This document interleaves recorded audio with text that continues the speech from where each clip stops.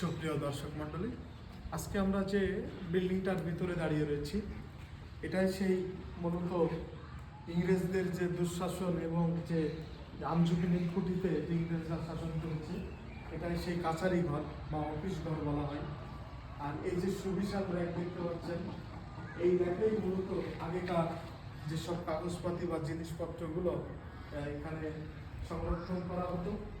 এখনো সেই ছাপ এখনো রয়ে গেছে বিগত আগের সেই যুগের যে স্মৃতি, সেই স্মৃতিময় জিনিসগুলো এখনো আমাদের এই আমঝুপি নীলকুঠিতে আসলেই বোঝা যায় যে কতটা মানে অত্যাধুনিক ভাবে এই বিল্ডিংগুলো করা হয়েছিল এবং কতটা বিলাসবহুল ছিল তাদের জীবন।